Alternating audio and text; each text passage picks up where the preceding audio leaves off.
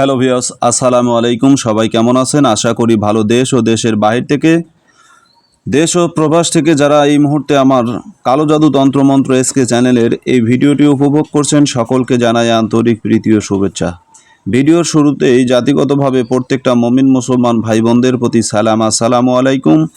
অন্য অন্য ধর্মের প্রতি আন্তরিক প্রীতি ও শুভেচ্ছা ভালোবাসা জানিয়ে শুরু করলাম আজকের অবাধ্য নারী পুরুষকে বাধ্যকরণ একটি তাবিজ এবং প্রসিদ্ধ একটি তাবিজ নিয়ে আপনাদের সাথে কথা বলবো। কোরআনী একটি আমল নিয়ে কথা বলবো।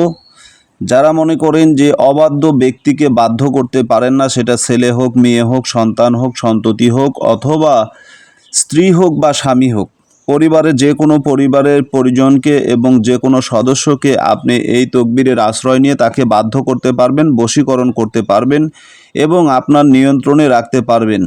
সেই ব্যক্তিকে আপনার কথা মতো উঠবোস করাতে পারবেন এবং আপনি তাকে নিয়ন্ত্রণ করতে পারবেন। যদিও তার ব্যক্তিত্ব একটা স্বাধীনতা বলে আছে, কিন্তু এই স্বাধীনতাটা ক্ষুণ্ণ হয়ে যাবে আপনার এই ধারাবাহিকতা, এই বশীকরণের কাছে।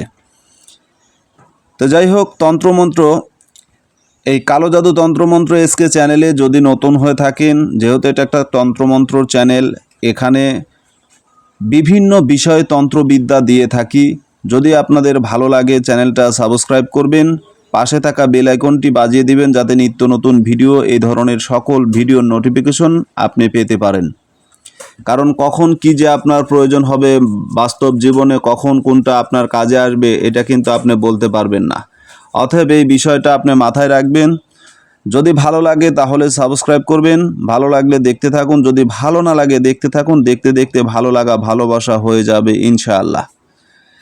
তা আজকে যে বিষয়টা নিয়ে কথা বলছি, এটা হচ্ছে অবাধ্যকে বাধ্যকরণ একটি প্রক্রিয়া, একটি তাবিজ। এই যে তাবিজটা আমি দেখাচ্ছি, এই তাবিজটা দিয়ে আপনি অবাধ্য ব্যক্তিকে বাধ্য করতে পারবেন, আপনার নিয়ন্ত্রণে নিতে পারবেন, আপনার বশে নিতে পারবেন। এটা সম্পূর্ণ একটি কোরআনী তকবীর, কোরআনী একটি আমল।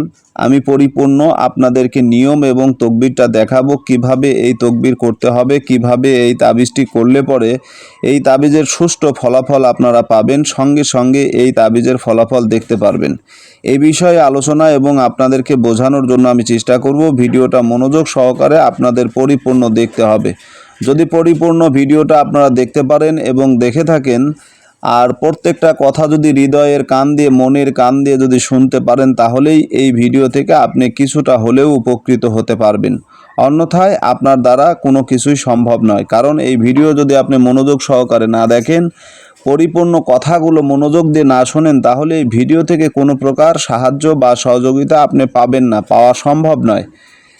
এই জন্য আপনাকে মনোযোগ সহকারে দেখতে হবে এবং শুনতে হবে কথাগুলো। আর যদি মনে করেন যে না, আমি মন চাইলো দেখলাম, এটাতে আমার তেমন কোনো লাভ বা ক্ষতি কোনোটাই নেই, তাহলে সেটা আপনার ব্যক্তিত্ব, আপনি আপনার মনে করে, আপনার মতো করে আপনি এটা পরিচালনা করতে পারেন।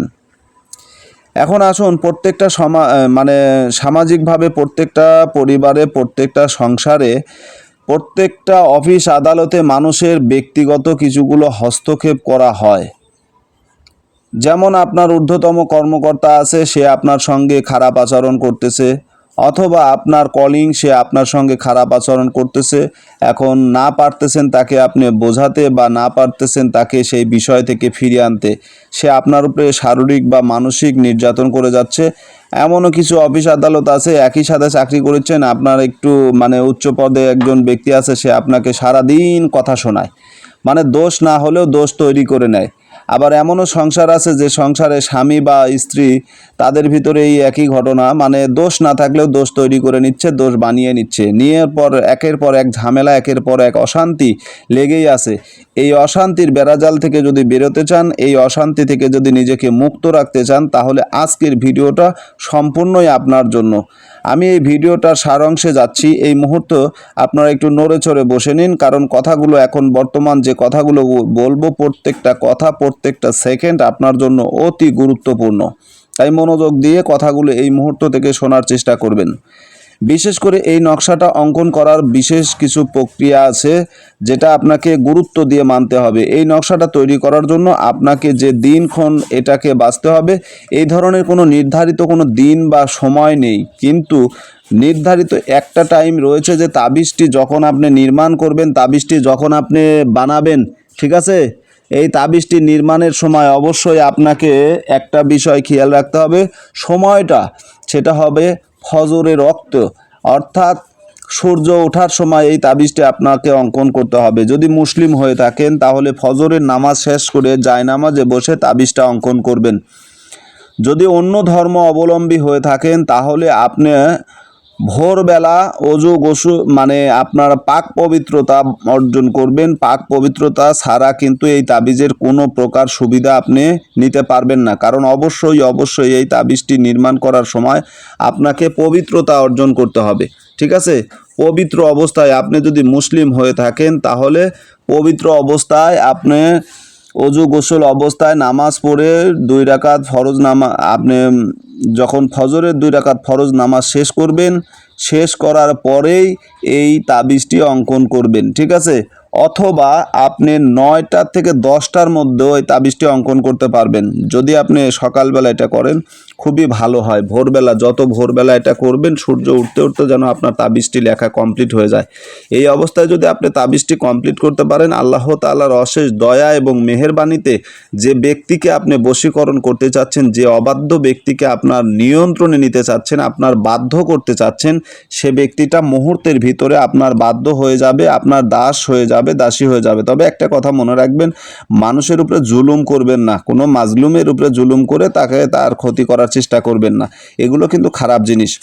আপনাকে আমি ভালোর জন্য দিলাম, কিন্তু আপনি সেই বিষয়টা ভালো না করে মন্দর দিকে নিয়ে গেলেন বা মন্দ করলেন, সেটা আপনার ব্যক্তিগত ব্যাপার।